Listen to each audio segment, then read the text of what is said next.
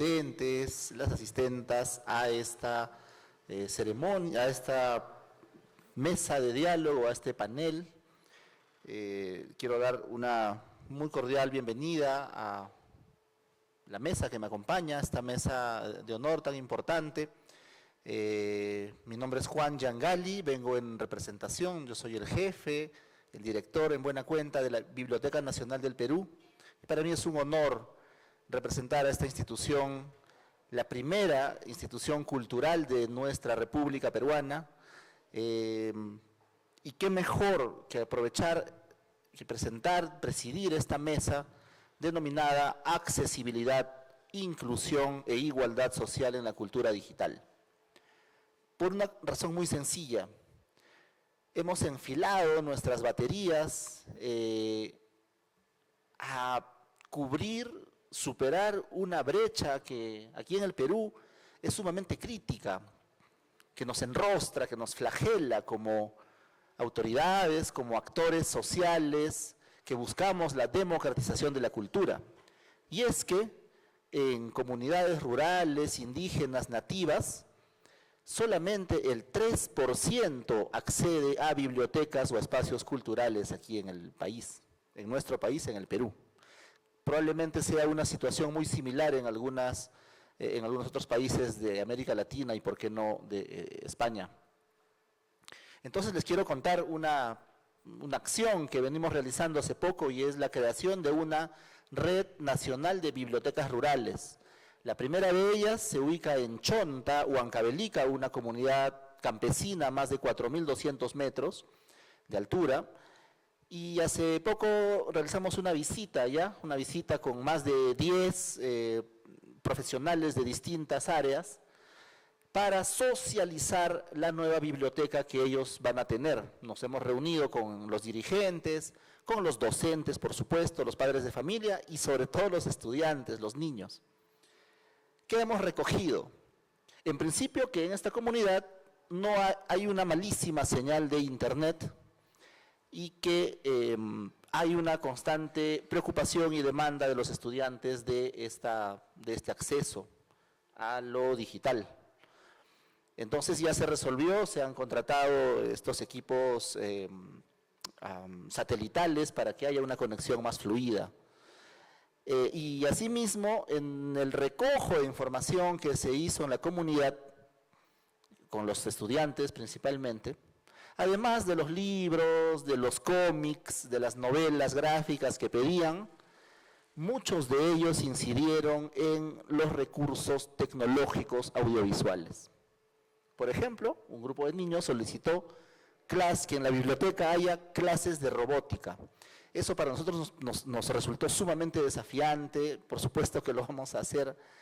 Alguien habló de una impresora en 3D, y esto nos revela que las comunidades rurales, nativas, por más alejadas que estén, tienen acceso de alguna manera al celular y van conociendo, es una ventana al mundo, y van conociendo estas tecnologías, solamente que no las tienen.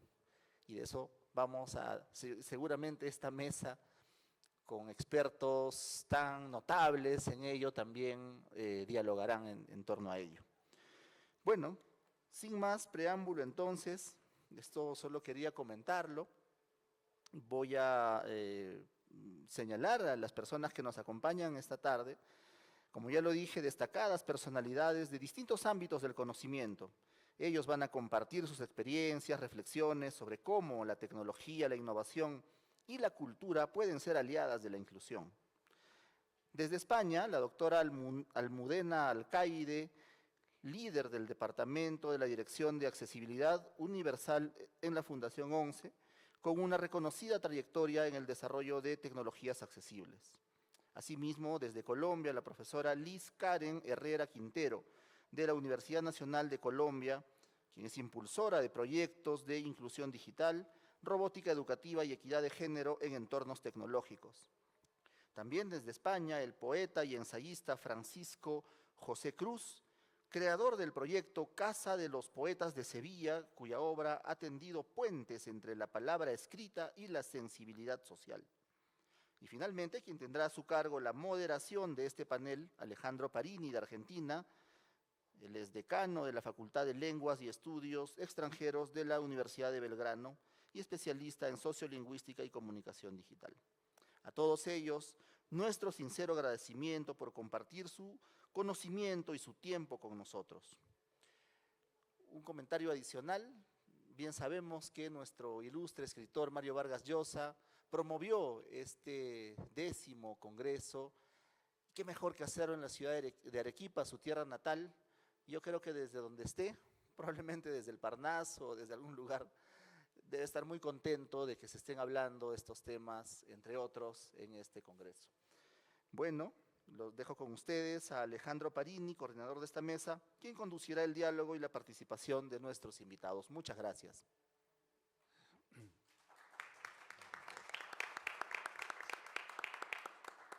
Bueno, muy buenas tardes. Muchas gracias, licenciado Yangali Quintanilla.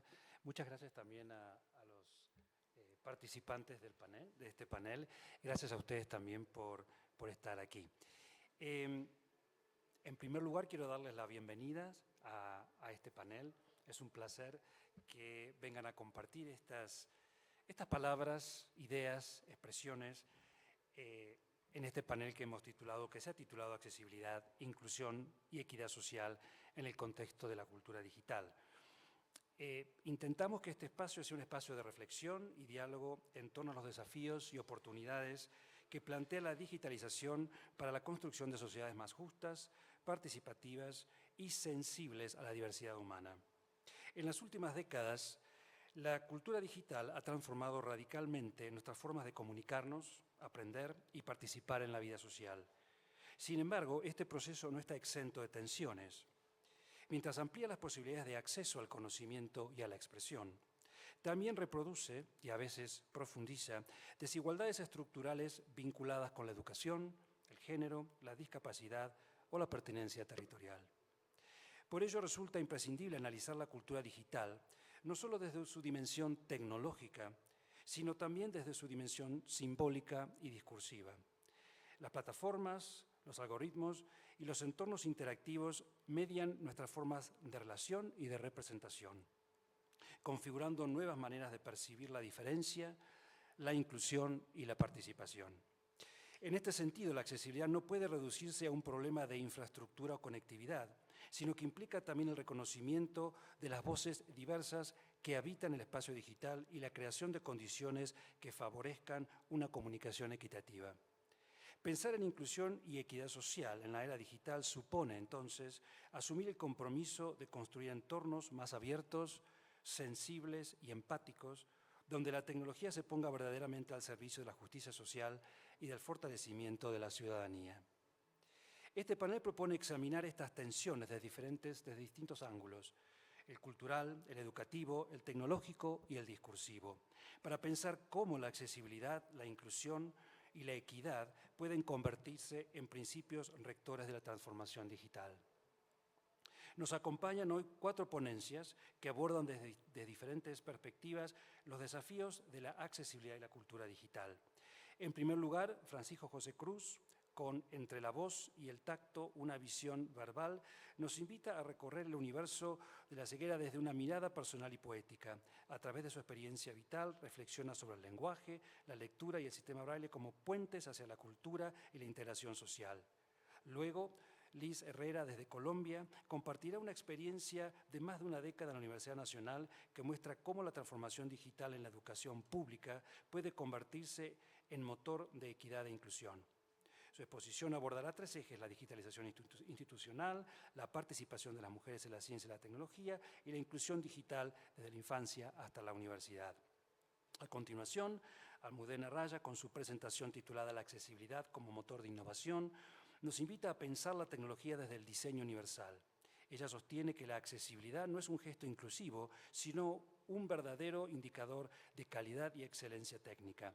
Diseñar para todas las personas potencia la creatividad y convierte la innovación en una práctica ética y transformadora. Finalmente, mi intervención titulada La circulación de las emociones y la accesibilidad afectiva en la sociedad de la retroalimentación digital, explora el papel de las emociones como recurso central en las interacciones en línea. Propongo pensar la accesibilidad también en términos afectivos, como la capacidad de compartir emociones, construir vínculos y generar sentido de pertenencia en los espacios digitales. En conjunto, estas 4 miradas nos invitan a entender la accesibilidad como un valor que atraviesa lo técnico, lo educativo, lo innovativo y lo emocional. Una cultura digital verdaderamente inclusiva se mide no solo por lo que puede hacer, sino por a quién logra incluir. Muchas gracias y vamos a comenzar con el panel. Cada expositor tendrá 10 minutos para su exposición y comenzamos entonces con Francisco José Cruz. Adelante. Muy buenas tardes. Para mí es un honor formar parte del 10º Congreso Internacional de la Lengua Española y me complace especialmente que se celebre en Arequipa, ciudad natal de Mario Vargas Llosa, del poeta César Atahualpa Rodríguez y de la familia Ruiz Rosas, que tanto hizo y sigue haciendo por la cultura y el buen nombre de Arequipa en el mundo. Voy a leer, como ha presentado muy bien el ensayista argentino Alejandro Parini, un texto titulado Entre la voz y el tacto, una visión verbal. Desde la tableta de barro a la electrónica, pasando por el hueso, Desde la tableta de barro a la electrónica, pasando por el hueso, la concha de tortuga, el papiro, el pergamino, la seda o el papel, el libro con sus diversos formatos nos ha ido separando poco a poco de la horda, la tribu y la masa, hasta hacernos individuos tan complejos como contradictorios, polémicos e inconformes con la vida. A través de la lectura concentrada, silenciosa y solitaria, ingresamos en un mundo insospechado por la tradición oral que, basada en el ritmo repetido de las estaciones y la memoria común, siempre da vuelta sobre sí misma, al contrario del despliegue en múltiples direcciones de la cultura escrita. Este salto cualitativo sin retorno de la palabra escuchada a la leída no lo dio la persona ciega hasta el siglo XIX. Hay tantos tipos de ciegos como circunstancias personales, familiares y sociales, según hayan perdido la vista al nacer en alguna etapa de su vida o, como en mi caso, perciban la luz, los colores e incluso bultos que, cuando sé lo que son, al mirarlos reconozco sus formas como si mi conciencia de ellos mejorara mi resto visual. Así pues, mis impresiones no pasan de ser un meditado testimonio de mi experiencia. Vengo de una familia de clase media acomodada que, debido a mi minusvalía, me consintió desde niño caprichos y mimos. Sin embargo, mis padres, pese al dolor que suponía para ellos y para mí, no dudaron por mi bien internarme en el Colegio de Ciegos San Luis Gonzaga de Sevilla, donde hice la primaria.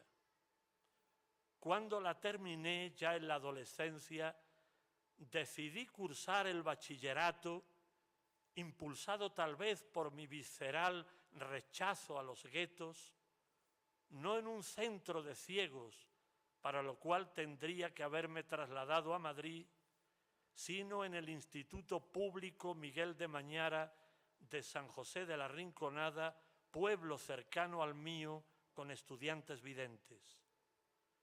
El riesgo mereció la pena porque muy pronto comprobé que mi formación escolar era superior a la media de mis compañeros, cosa que me permitió serles útil.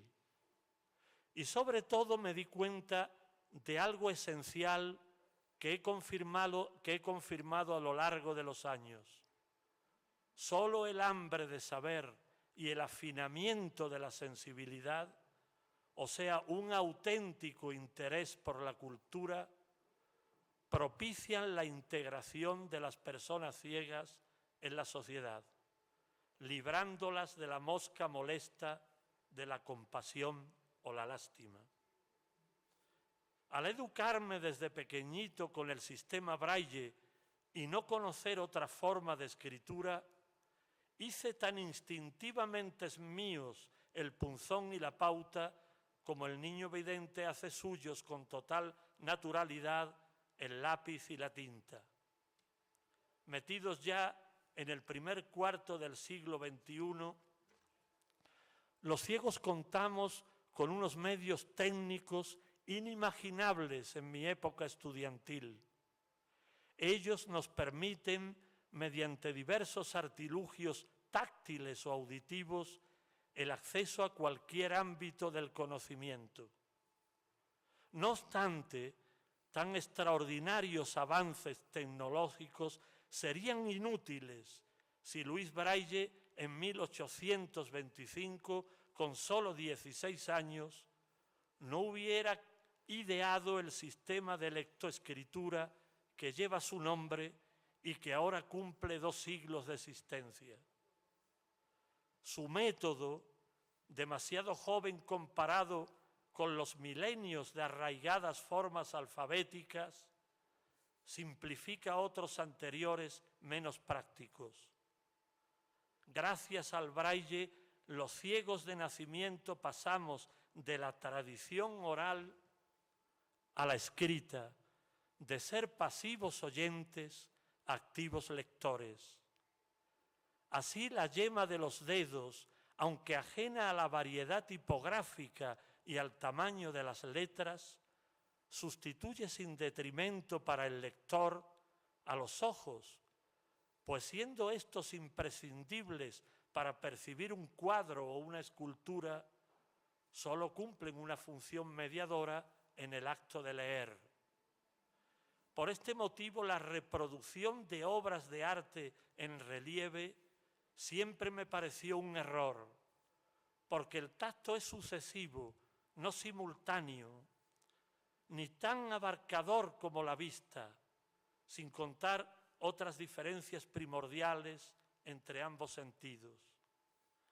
Estoy convencido de que para los invidentes la éfrasis, o sea, una descripción minuciosa y precisa de las obras prácticas, es mucho más eficaz para comprender su significado. Únicamente a través del Braille, los ciegos somos contemporáneos de los videntes y podemos sentirnos en igualdad de condiciones con ellos. El audiolibro tan de moda hoy es un complemento de la lectura personal, jamás un sustituto, a no ser que nos conformemos con el mero entretenimiento y la puntual información técnica o práctica. Estas grabaciones, por muy bien que estén hechas, ni siquiera son equiparables a un texto leído por la persona que tenemos al lado, a quien podemos interrumpir en cualquier momento para preguntarle sobre este o aquel detalle. Como bien dice Octavio Paz, cito, la letra escrita penetra con mayor profundidad. La obra humanística, en especial la de creación, necesita ser leída. Solo así el placer estético e intelectual se da completo. Con la página delante, es decir, bajo los dedos, ponemos al texto ritmo y voz propios, percibimos su puntuación y en el caso concreto de la poesía, los cortes versales, los espacios interestróficos e incluso cuando se trata de una composición experimental, la distribución de las palabras en el papel.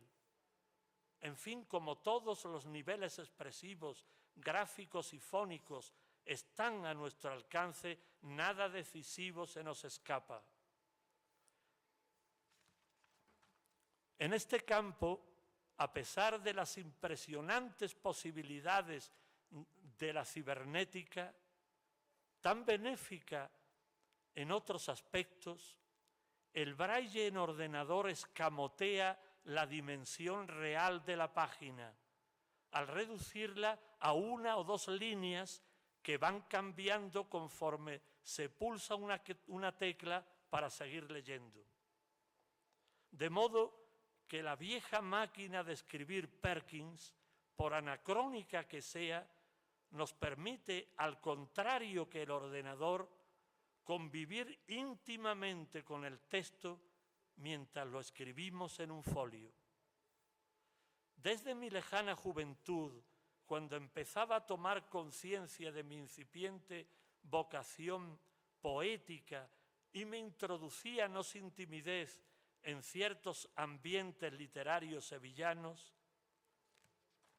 alternaba la lectura en braille con la que amigos o familiares me brindaban.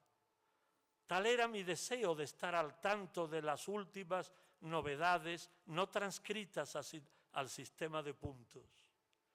Siempre he tenido la fortuna de que alguien me lea, sobre todo mi madre, cuya abnegación ha engendrado en mí una especie de responsabilidad añadida en el ejercicio de la poesía. Uno de los libros que a ella le gustó leerme fue Lejos de África, de Isaac Dinesen. En él la escritora danesa cuenta cómo los masái, con mudo asombro, la rodeaban mientras escribía. Ellos consideraban cualquier texto escrito algo sagrado, incapaz de mentir. Parecido fervor tenía yo entonces cada vez que tenía un libro entre mis manos. Esta doble experiencia de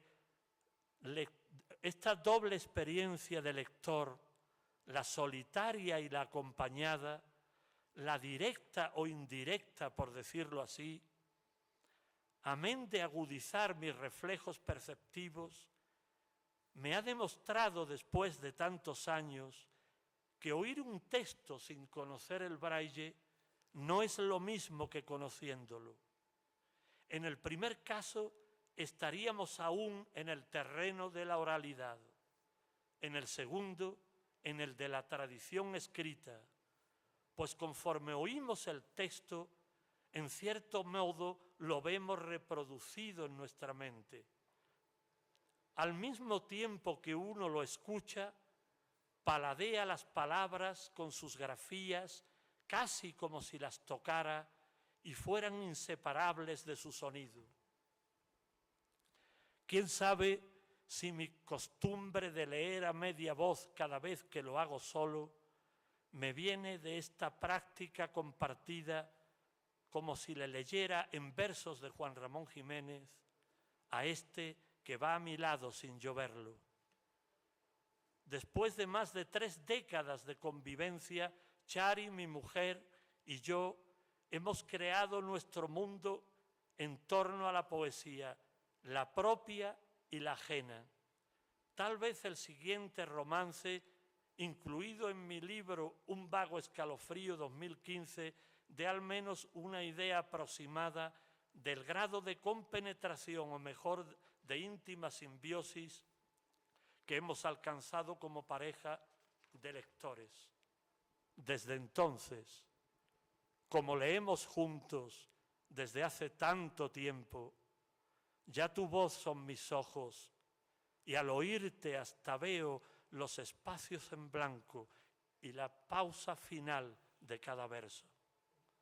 Así, de línea en línea, como en lúcido sueño, nos fundimos en uno durante todo el texto, hasta oírme en tu voz y tú callarte en mi absorto silencio.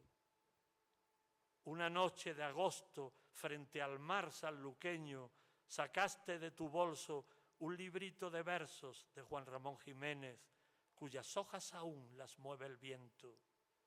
Me leímos un rato en el paseo marítimo.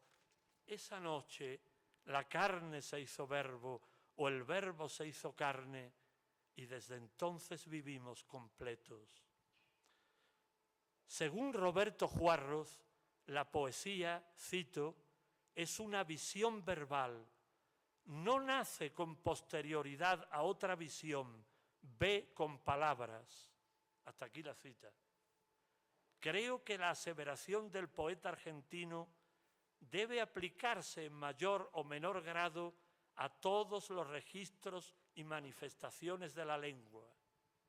En ella están implícitas nuestras experiencias emocionales, intuitivas e incluso físicas.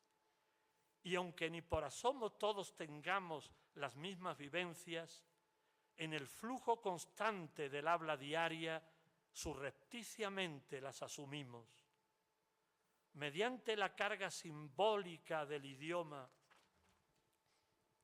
o sus connotaciones o capas de sentido, hacemos nuestras las expresiones de los demás y gracias a este sutil proceso vemos lo que no vemos. No en vano en palabras de Eugenio Montejo, cito, el lenguaje nos determina mucho más que cualquiera de nuestros sentidos. Hasta aquí la cita. Si, como ha repetido tantas veces Mario Vargas Llosa, leemos para vivir vidas ajenas o para ir a donde nunca iríamos, yo escribo poemas, entre otras razones de peso, para ver lo que sin ellos no vería. De ahí mi afán de precisión, tan exacerbado que si necesito incorporar al poema un gesto o una forma que yo no perciba, no dudo en preguntar a quien tenga mano, como cualquier escritor consulta datos para su obra sobre este o aquel aspecto de la realidad que ignora. Además, los metros y estrofas tradicionales, modificados o no a mi conveniencia, me ayudan a fijar con nitidez el contorno de una idea, una sensación, una imagen. Pienso, pues, que la falta de la vista no supone una desventaja fundamental para escribir. De hecho, hay autores que cargan las tintas en la mirada y otros en el oído, o su estilo los inclina a ser conceptuales. Del mismo modo que nadie usa todos los recursos ni figuras retóricas, sino aquellos que conviene a su forma de decir. Así los 5 sentidos corporales no pesan igual en la balanza creadora de cada uno. A la hora de expresarse, no importa lo mucho o poco que se perciba, sino cómo se elabora lo que se percibe para construir un mundo propio que seduzca a cualquier lector. Remontándonos a la fuente de nuestra tradición poética, ¿qué más nos da que Homero fuera o no ciego, si solo vio las historias de sus epopeyas como nosotros ahora a través de sus exámetros y no en la realidad?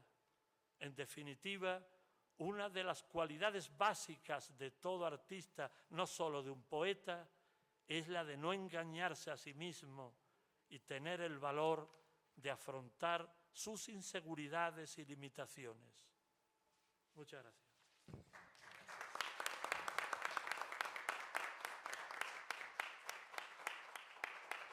Muchas gracias, Francisco José Cruz. Y ahora pasamos a...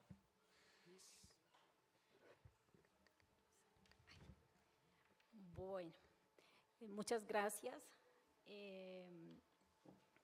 Bueno, buenas tardes. Pues vengo de una universidad pública latinoamericana donde la cultura digital no es una moda es una urgencia ética y educativa.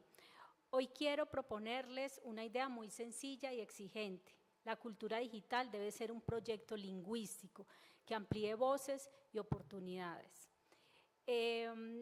Si una tecnología no mejora la comprensión, no ensancha el coro de hablantes ni reduce brechas, no es transformación, es ruido. ¿Qué entendemos por cultura digital con justicia? Cuando digo cultura digital con justicia, hablo de 3 compromisos. Accesibilidad como derecho lingüístico, leer, escuchar, hablar y escribir en nuestras variedades de español y en lenguas indígenas, con apoyos tecnológicos que faciliten la comprensión. Inclusión como práctica, diseño centrado en personas, atención a discapacidades y a géneros y a territorios. Equidad como resultado medible.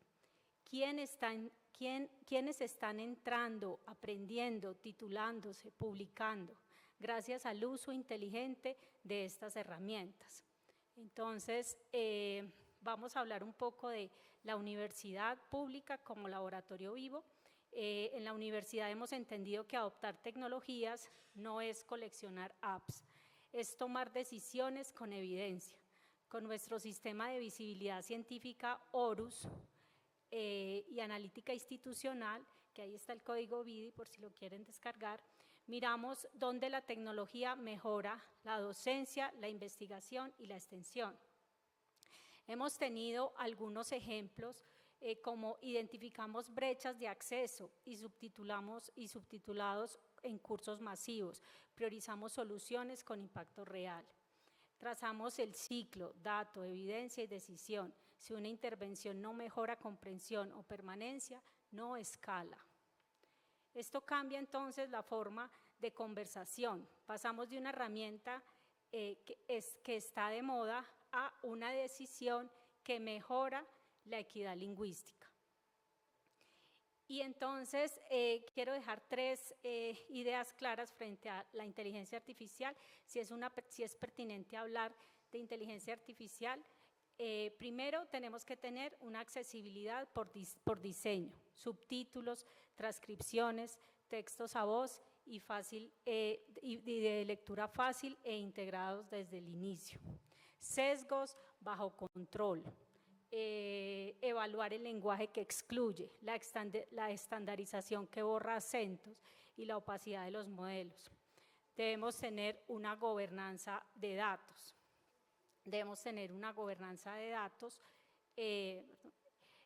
Y autorías, claridad sobre qué datos se usan, con qué licencias y con qué responsabilidad. Ahora vamos un poco a todo lo que tiene que ver con los casos de éxito dentro de este proceso de cultura digital que trabajamos en la Universidad Nacional de Colombia dentro de la Dirección Nacional de Estrategia Digital. Entonces tenemos todo lo que es la integración de las aulas STEAM, Ciencia, Tecnología, Ingeniería, Matemáticas y Arte en las sedes de Bogotá, Medellín y Tumaco. Aquí les damos la oportunidad de un laboratorio vivo donde se crea, se aprenda, se equivoque, se mezclen distintas áreas del conocimiento, desde psicólogos, ingenieros, médicos, científicos, entre otros. También es importante la divulgación científica que tenemos sobre esto, cómo empezamos a hablar de transformación digital, de prácticas, tenemos podcasts, tenemos libros interactivos, entre otros. Además, hablamos un poco de lo que es todo lo que es el empoderamiento de las mujeres dentro de la universidad en cuanto a temas de cultura digital y transformación digital. Ahora tenemos lo que es género y inteligencia artificial responsable. Somos un grupo de profesoras que nos denominamos viejías, siempre nos dicen viejías por viejas, no, porque tenemos más de 40 años y según los datos, las personas de más de 40 años utilizan mucho mejor la inteligencia artificial. Entonces, trabajamos desde la ética en educación superior con enfoque de género. ¿Y qué hacemos? Generamos guías para detectar sesgos, hacemos tareas en la escritura académica, Generamos formación en docentes para integrar inteligencia artificial sin sustituir la voz del estudiante. Tenemos unos indicadores básicos, a quién le va a ayudar, quién queda por fuera, qué cambios observamos. El género no es un módulo adicional, es un estándar de calidad de cualquier cultura digital universitaria. Aquí hablamos un poco también de lo que es la niñez, de lo que es la inclusión digital desde la niñez hasta la universidad. La inclusión digital no empieza en el primer semestre ni en el primer año, empieza en la escuela, en el colegio. Con Colombia Robótica hemos creado una red nacional de laboratorios STEAM que beneficia a miles de niñas y niños en Colombia y adolescentes y formar a centenares de docentes también. En el aula STEAM conectamos lo que es la robótica, la inteligencia artificial, educativa, el arte para construir capital lingüístico temprano, explicar, argumentar, contar lo aprendido. La robótica aquí es un pretexto para hablar mejor, para escribir mejor y entender mejor. Cuando una niña explica un prototipo con términos propios y de su barrio, la cultura digital hace lo que tiene que hacer, ensanchar el idioma de la experiencia. Y utilizamos lo que es la innovación en la enseñanza, donde hablamos de que el reto no es solo tecnología, es formar docentes, es que tienen resolver problemáticas con sus estudiantes, un aprendizaje situado, y utilizamos lo que son DAS, que es motivación cerebral para el aprendizaje en proyectos. Cada fase de proyecto activa procesos neurológicos. Hemos escuchado siempre dopamina, adrenalina, serotonina, pero acá nosotros la dopamina la trabajamos como ese reto a lograr, esa satisfacción por resolver. La adrenalina es ese reto desafiante que engancha y que emociona a nuestros estudiantes. Y la serotonina es esa satisfacción porque comparten los resultados. Y estos son estos proyectos que fortalecen la retención, la participación y la transferencia de lo aprendido. Entonces, ¿qué ha cambiado realmente la forma de enseñar? Aquí, por ejemplo, tenemos en la Universidad de Bolonia, en el 1088, cómo se daban las clases. Luego también tenemos en el Instituto Lope de Vega en 1900 y ahora cómo la transformación digital está aplicándose a la educación superior. Esta, por ejemplo, es una imagen de inteligencia artificial que nos habla de industria 4.5, de industria 4.0, 5, y ahora cómo estamos haciendo esa transformación digital aplicada a la educación superior a través de utilizar tecnologías emergentes que le muestren a los estudiantes cómo pueden aprender, cómo pueden expresarse, cómo puede ese pensamiento crítico florecer. Vale. Y quería un poco, ya para cerrar, que debemos tener, para lograr todo esto, hemos hecho dentro de la universidad lo que es comenzar los pinitos de la política lingüística digital universitaria, que el español en sus variedades y las lenguas indígenas sean lenguas de diseño en interfaces, evaluaciones y recursos accesibles. Los currículums con inteligencia artificial responsable, enseñar a pedir y a evaluar ayuda de la inteligencia artificial, no a delegar el pensamiento con enfoque de género y protección de datos. El escalamiento continuo, infancia-universidad, alianza con escuelas, bibliotecas, radios escolares para que la cultura digital sea un ascensor social y no un filtro de exclusión. Y por último, si la cultura digital nos ayuda a escuchar mejor y a ser más escuchados en nuestros acentos, con nuestras historias, entonces sí valdría la pena. Muchas gracias.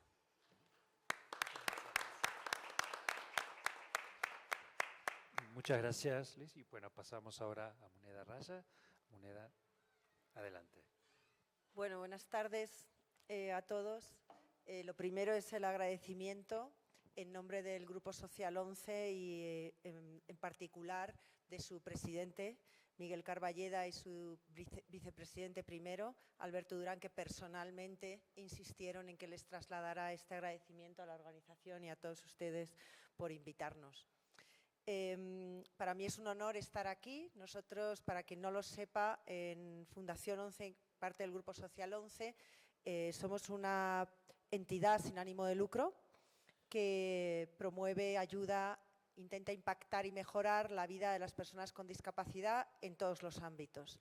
Y yo personalmente tengo el honor y el privilegio de dirigir al equipo de I+D+I, de Investigación, Desarrollo e Innovación, y lo que hacemos es investigar tecnologías que van a generar un impacto en esta mejora de la vida de las personas con discapacidad. Pero en la charla de hoy les voy a hablar desde un ángulo tecnológico, porque soy tecnóloga, aunque tengo que agradecer que me hayan puesto en este panel de humanistas, que buena falta nos hace a los tecnólogos estar entre humanistas y escritores y ensayistas. Pero no solamente voy a hablar desde el punto de vista de la tecnología, sino que también me gustaría hablar como mujer y como madre de una joven con discapacidad intelectual.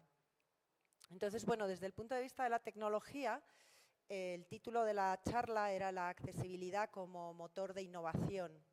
Y ciertamente la accesibilidad ha sido y es un motor de innovación tecnológica en cualquier ámbito. Potencia la creatividad, nos hace ser más creativos, nos hace ser más excelentes, nos hace alcanzar la calidad de lo que la tecnología se supone que tiene que hacer cuando es una tecnología inclusiva y para todos, con un diseño para todos desde el inicio. Pero para hablar en concreto de lo que les había preparado hoy, en este ámbito de la lengua española, la accesibilidad se refiere a la accesibilidad al significado y al significante de las palabras, a que se pueda entender la lengua y luego ser representada. Se puede representar en braille, se puede representar en lengua de signos o se puede representar en lenguaje sencillo. Pues, por ejemplo, lenguaje sencillo.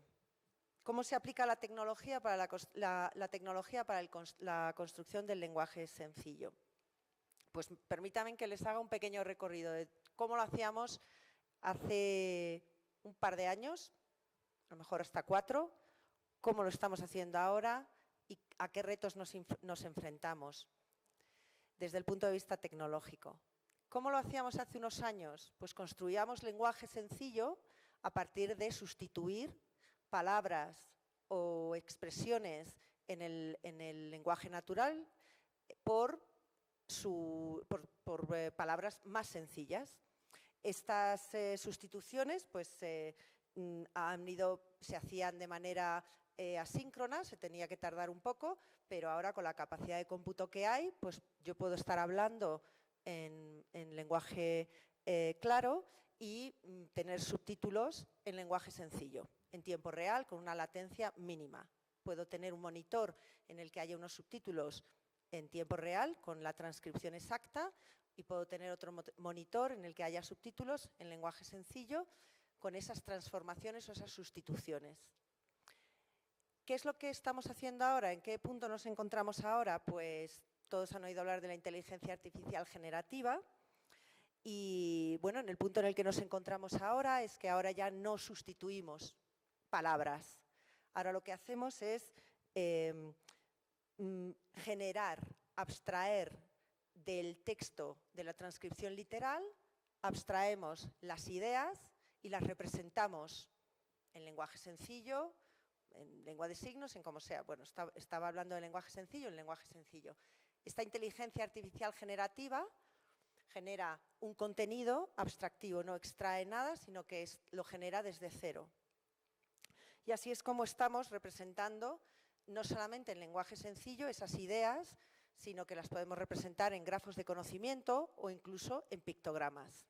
Y eso también lo estamos haciendo ahora, con más o menos latencia, con más o menos exactitud, en unos lenguajes con más rapidez que otros o con más facilidad que otros, pero en ese punto es en el que estamos. ¿Cuál es el reto al que nos encontramos y hacia dónde nos dirigimos?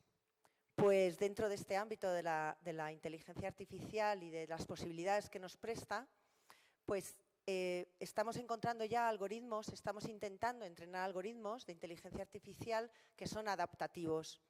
¿Qué significa los algoritmos adaptativos?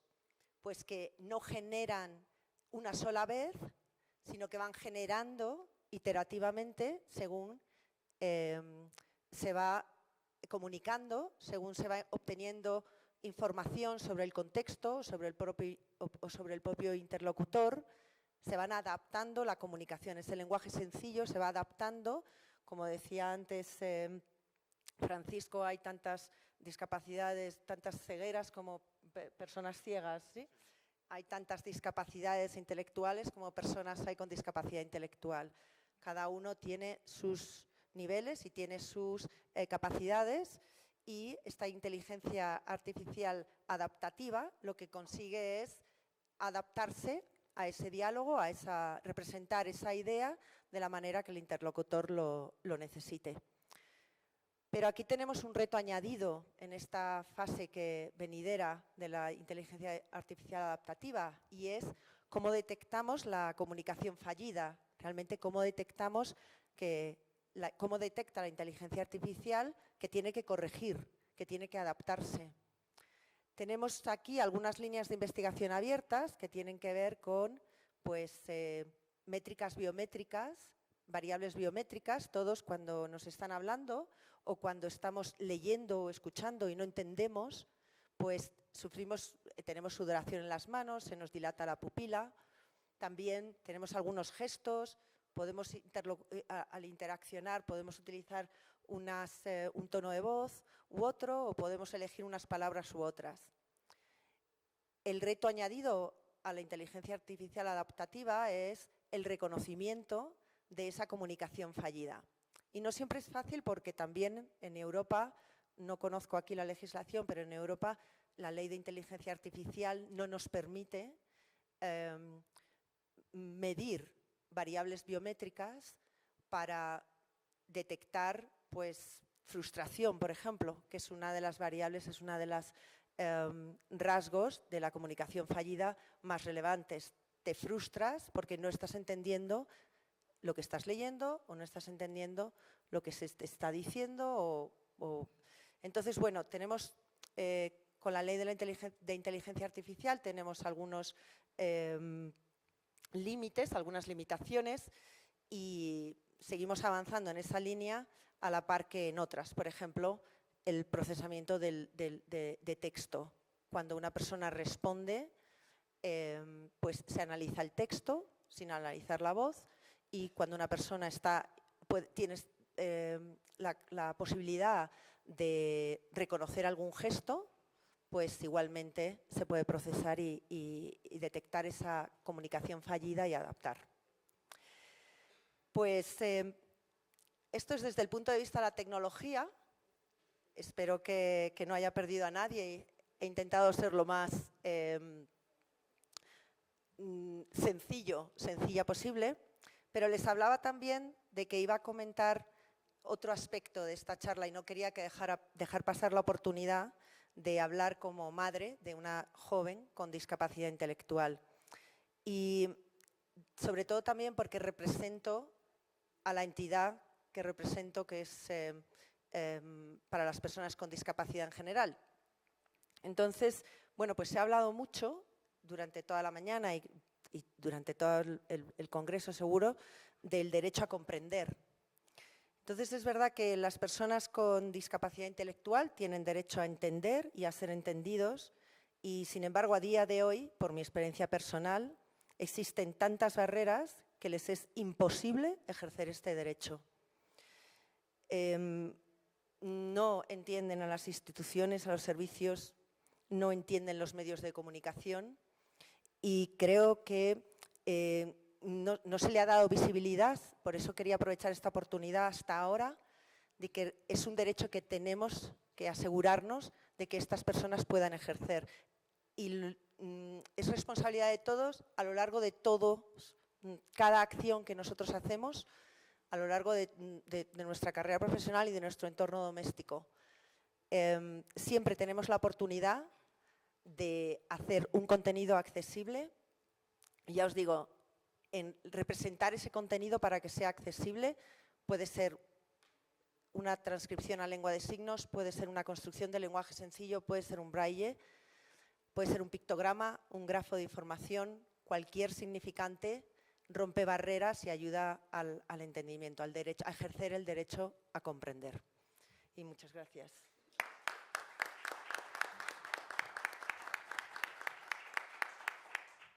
Muchas gracias, Almuneda. Y bueno, vamos a finalizar ahora con mi comunicación, en la cual quiero abordar la accesibilidad un poco más desde una perspectiva simbólica y conectada con las emociones, y por eso la titulé La circulación de las emociones y la accesibilidad afectiva en la sociedad de la retroalimentación digital o feedback, de alguna manera. Y dice así lo que he escrito. En los entornos digitales contemporáneos, las emociones han adquirido una centralidad inédita. Más allá de ser simples reacciones individuales, se han convertido en un recurso esencial para construir vínculos, sostener la interacción y articular comunidades en línea. En este contexto, el concepto de accesibilidad afectiva permite pensar la inclusión digital desde una dimensión simbólica. Por accesibilidad afectiva entiendo la posibilidad de que las emociones sean expresadas, compartidas y reconocidas entre interlocutores diversos, de modo que cada participante pueda sentirse comprendido y partícipe dentro del intercambio comunicativo.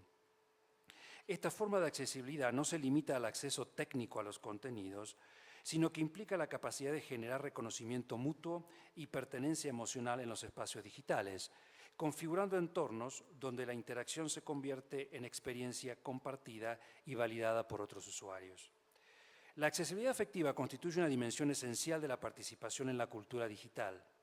En la llamada sociedad de la retroalimentación, o feedback society, caracterizada por la interacción permanente, la visibilidad constante y la circulación acelerada de contenidos, la expresión emocional se vuelve el núcleo de la conexión social.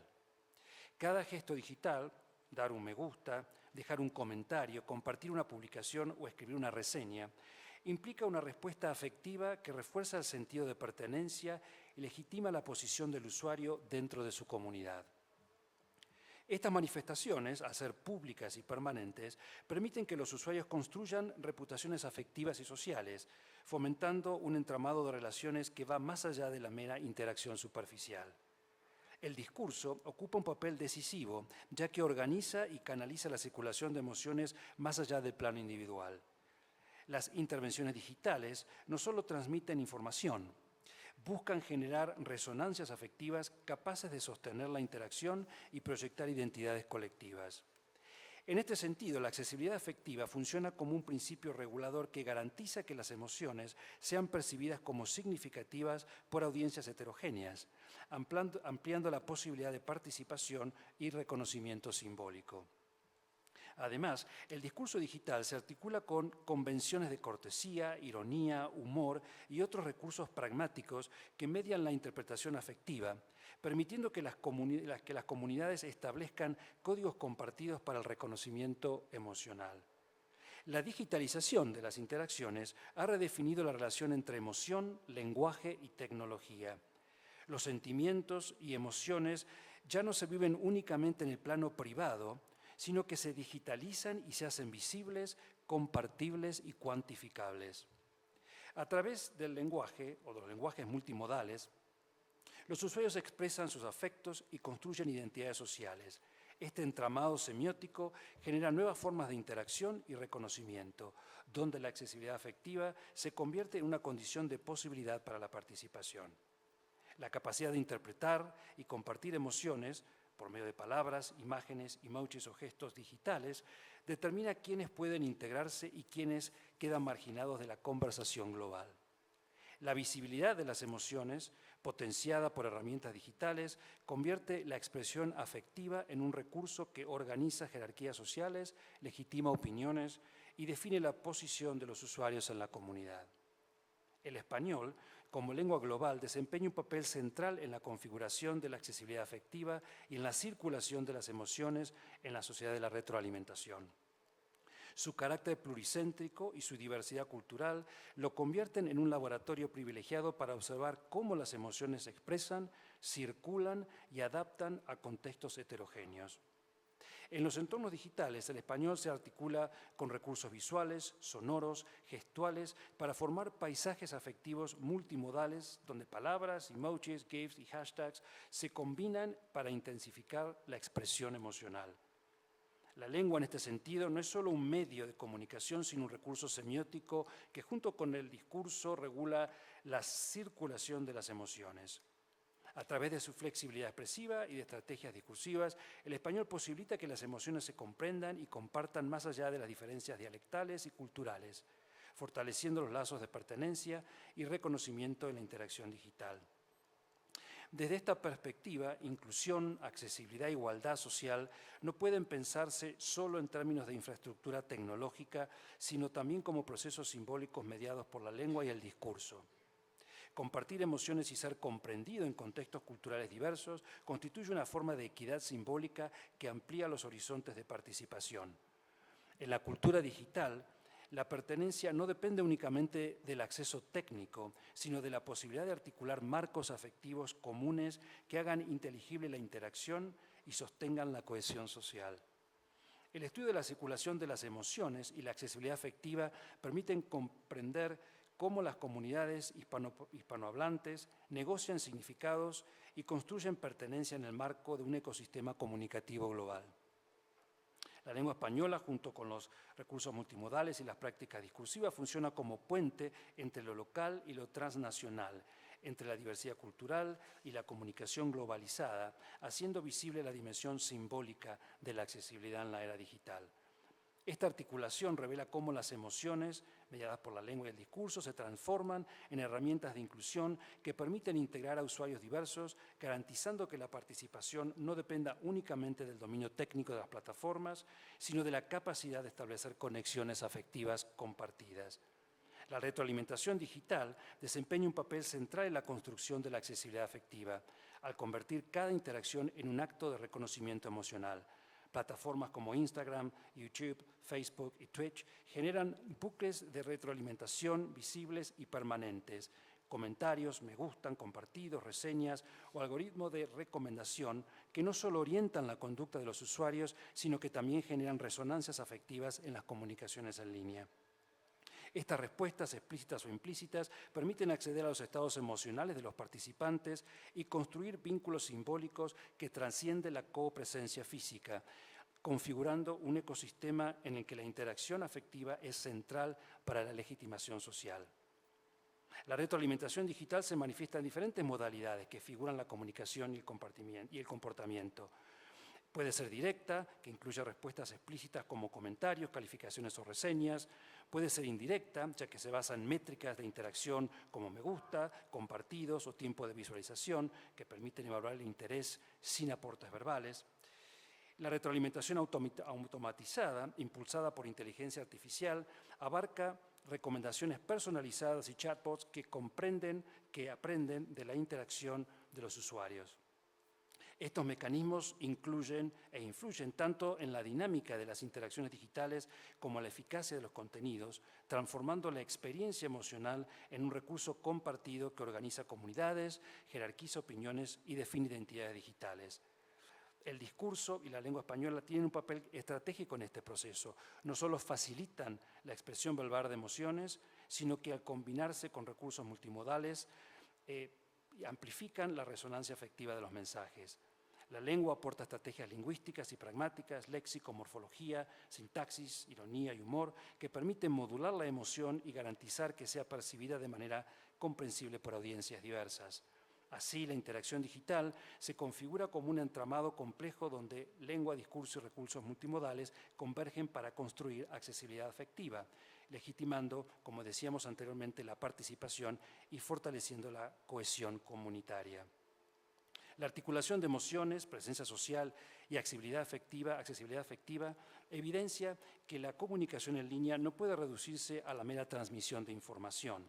La dimensión afectiva constituye un eje central para comprender cómo los usuarios construyen redes de reconocimiento, fortalecen vínculos y promueven la inclusión en la cultura digital.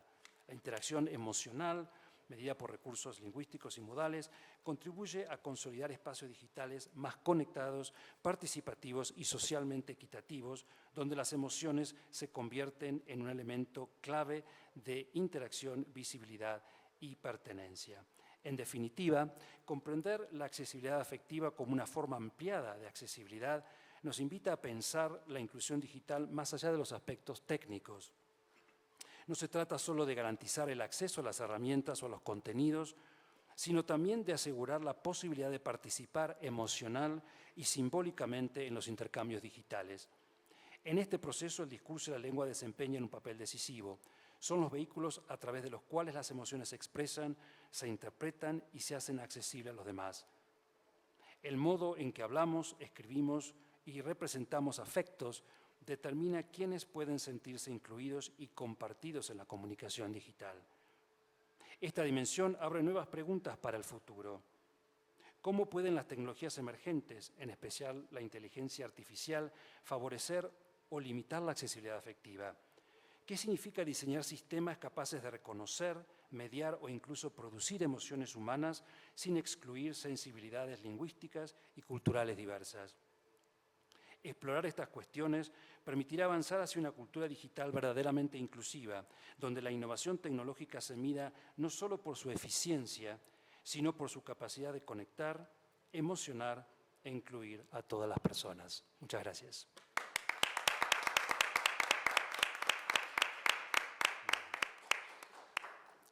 Bueno, creo que tenemos 4 minutos para plantear alguna pregunta y tal vez tratar no sé si de responderla. Yo había preparado algunas preguntas, pero escuchando bien las intervenciones de ustedes, sobre todo relacionadas con la educación y con el aprender, me preguntaba, a moneda en lo que vos o tú comentabas sobre, de alguna manera, las personas que pueden tener alguna dificultad en el aprendizaje. Pensaba en los nuevos innovaciones tecnológicas. Pensaba, por ejemplo, en los AirPods de Apple que permiten traducir de una lengua a la otra, ¿no es cierto? Y pensaba cómo esa tecnología, por ejemplo, podía servir para incluirla dentro de un programa de inclusión para personas que tienen tal vez alguna dificultad en comprender, sea comprender lenguaje, claro, más allá de que no sea otra lengua la que trata de comprender. No sé desde el punto de vista tecnológico cómo eso, si es lograble, no sé qué opinas. Pues, a ver, es una pregunta muy compleja porque, pero bueno, en realidad aumentada, las personas con discapacidad intelectual o con problemas en comprensión o desarrollo, hasta ahora siempre les habíamos dado el uso fácil. Si una tecnología tenía un uso fácil, podía ser accesible, por ejemplo, pues lo que estamos hablando, ¿no? Si los iPods o muchos wearables que nos permiten saber dónde están o que nos permiten enviarles indicaciones de hacia dónde tienen que ir, o si ese es el autobús que tienes que coger o no, o es verdad que nos apoyamos mucho en dispositivos, pero siempre si tienen un uso fácil, un rojo, un verde y algunas teclas más, y entonces pues estas personas pueden defenderse y pueden manejar estos dispositivos. Luego también hemos estado investigando mucho el tema de la realidad aumentada, el poder reconocer que ellos entrenar, que ellos reconozcan situaciones, que reconozcan entornos, que les ayuda mucho a luego entender el entorno real. Volvemos a lo mismo, para la realidad aumentada necesitamos que cuando te pones las gafas de Meta entiendas qué tienes que hacer, porque en el momento en el que se configuren las gafas y se las pasas a otra persona y se las pone en la cabeza, no sé si se la habéis probado, pero la configuración se mueve. Entonces tienes que, o sea, es un laberinto. Y Y últimamente lo que nos estamos basando, como he dicho en la exposición, es en la inteligencia artificial adaptativa.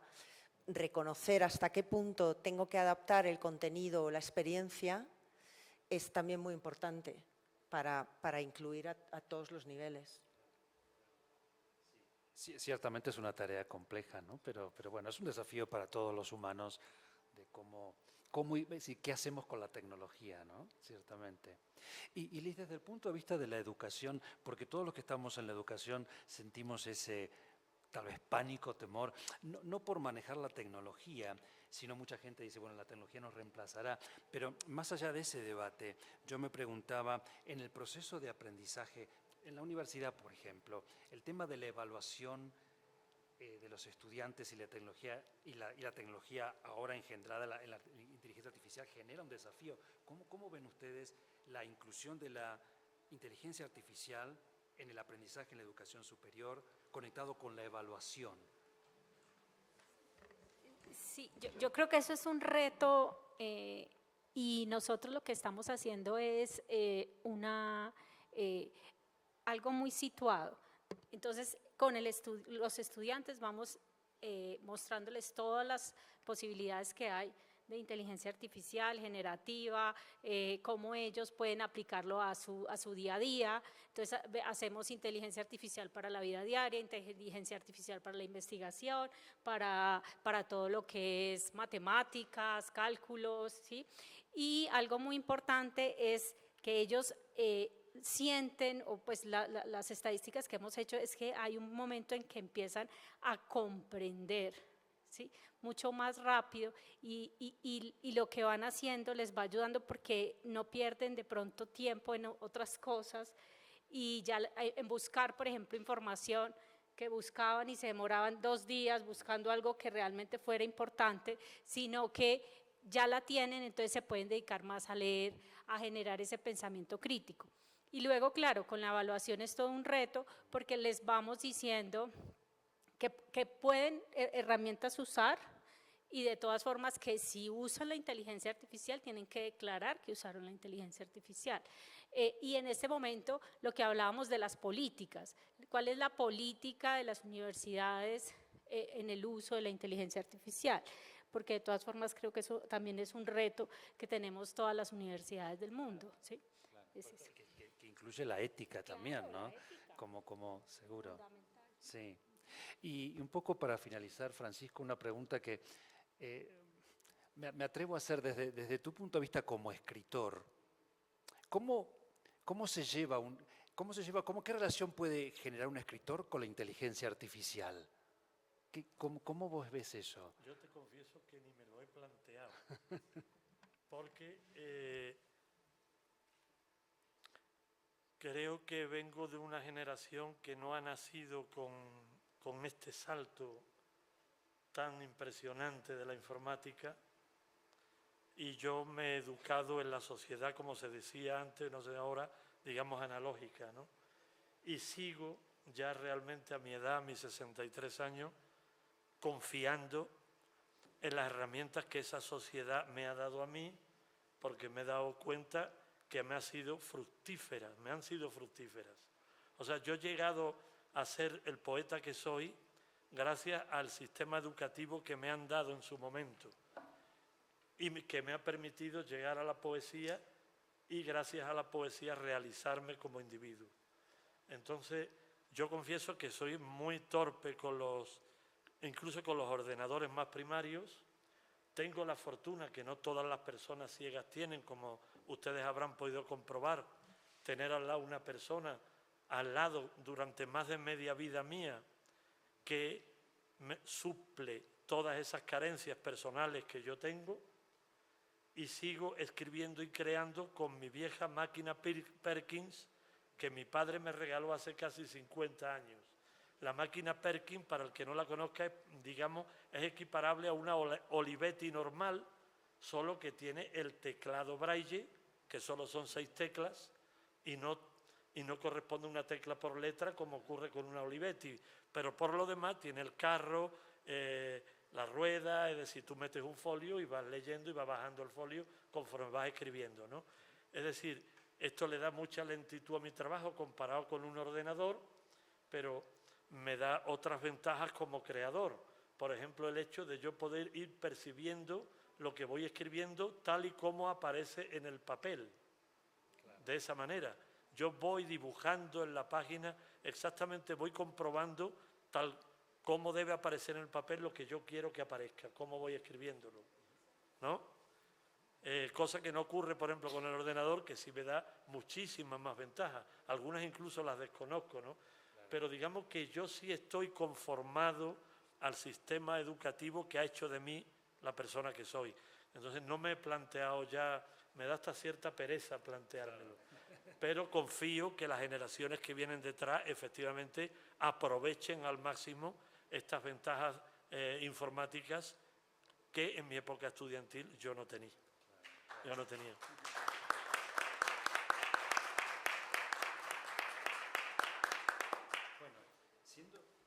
Bueno, siendo las 17:15, hemos terminado exactamente puntuales. Les agradezco muchísimo, señor presidente de la mesa, bueno, todos los ponentes y a ustedes también por compartir este tiempo con nosotros.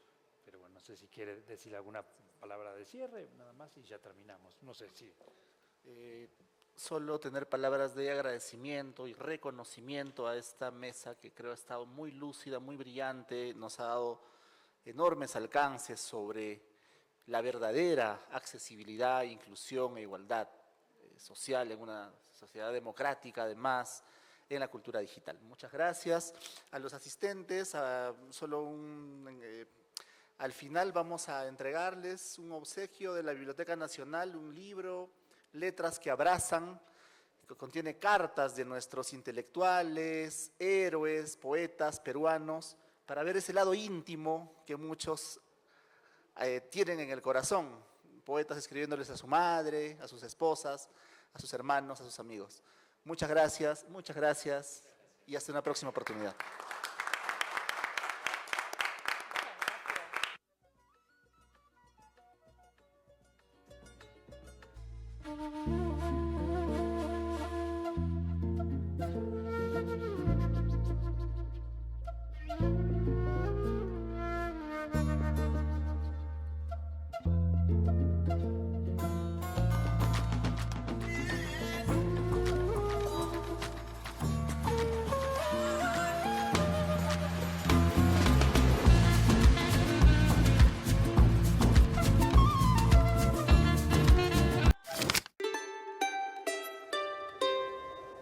Arequipa, ciudad labrada por su gente laboriosa con el material surgido de las entrañas de sus volcanes.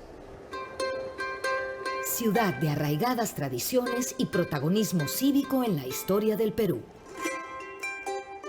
Ciudad que crece y se transforma, uniendo los desafíos del porvenir con las huellas de su historia viva. Por primera vez, esta ciudad, ejemplo de integración creativa entre culturas, será el escenario para reflexionar sobre el patrimonio y los retos de nuestro idioma común. La lengua española.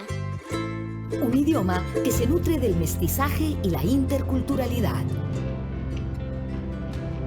Así será. Y nosotros diremos, es mi patria el globo entero. Hermano soy, del indio y del ibero. Un idioma que puede expresar mensajes de forma clara y accesible. Tan clara como el agua. Un idioma que seguirá evolucionando junto a las culturas digitales y la inteligencia artificial.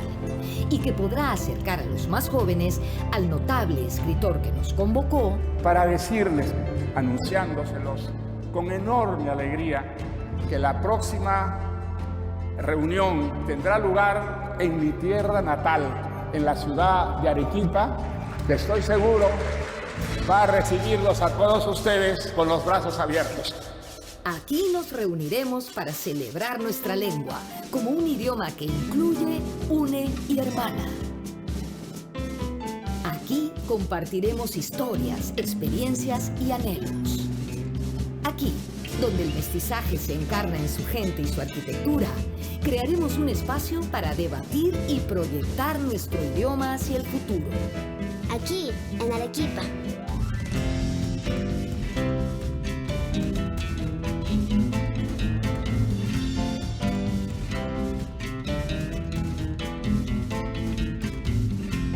Décimo Congreso Internacional de la Lengua Española. Arequipa, Perú, 2025.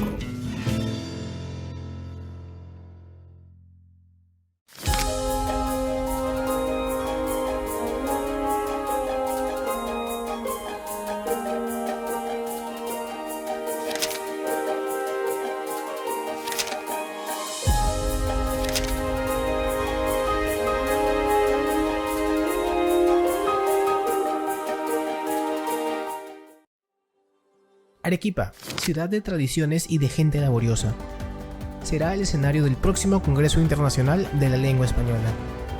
Reflexionaremos sobre un idioma que une y hermana. Nos reuniremos del 14 al 17 de octubre, aquí en Arequipa, para celebrar nuestra lengua.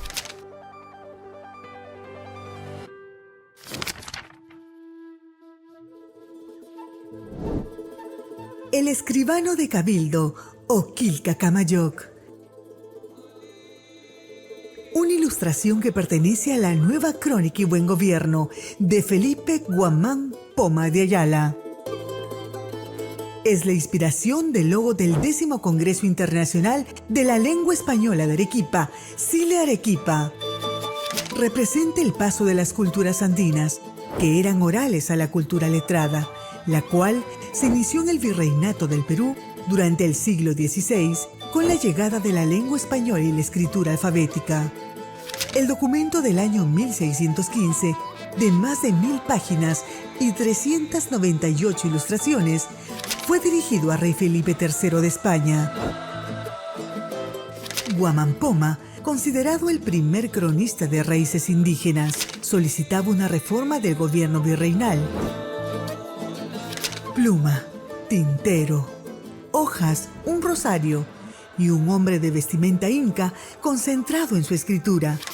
Simbolizan el mestizaje y la interculturalidad, que son uno de los ejes del Congreso Internacional de la Lengua Española de Arequipa, CILE Arequipa. 10º Congreso Internacional de la Lengua Española, Arequipa, Perú, 2025. Arequipa, ciudad labrada por su gente laboriosa con el material surgido de las entrañas de sus volcanes. Ciudad de arraigadas tradiciones y protagonismo cívico en la historia del Perú. Ciudad que crece y se transforma, uniendo los desafíos del porvenir con las huellas de su historia viva. Por primera vez, esta ciudad, ejemplo de integración creativa entre culturas, será el escenario para reflexionar sobre el patrimonio y los retos de nuestro idioma común. La lengua española. Un idioma que se nutre del mestizaje y la interculturalidad. Así será, y gozosos diremos, es mi patria el globo entero, hermano soy, del indio y del ibero. Un idioma que puede expresar mensajes de forma clara y accesible. Tan clara como el agua. Un idioma que seguirá evolucionando junto a las culturas digitales y la inteligencia artificial, y que podrá acercar a los más jóvenes al notable escritor que nos convocó para decirles, anunciándoselos con enorme alegría, que la próxima reunión tendrá lugar en mi tierra natal, en la ciudad de Arequipa, que estoy seguro va a recibirlos a todos ustedes con los brazos abiertos. Aquí nos reuniremos para celebrar nuestra lengua como un idioma que incluye, une y hermana. Aquí compartiremos historias, experiencias y anhelos. Aquí, donde el mestizaje se encarna en su gente y su arquitectura, crearemos un espacio para debatir y proyectar nuestro idioma hacia el futuro. Aquí, en Arequipa.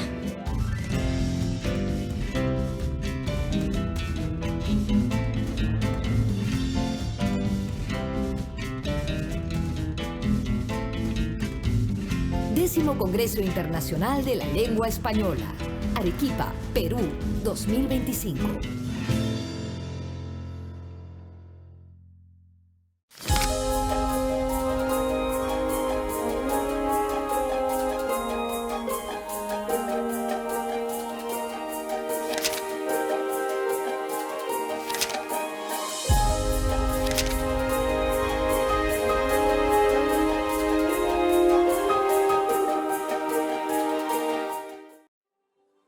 Arequipa, ciudad de tradiciones y de gente laboriosa, será el escenario del próximo Congreso Internacional de la Lengua Española.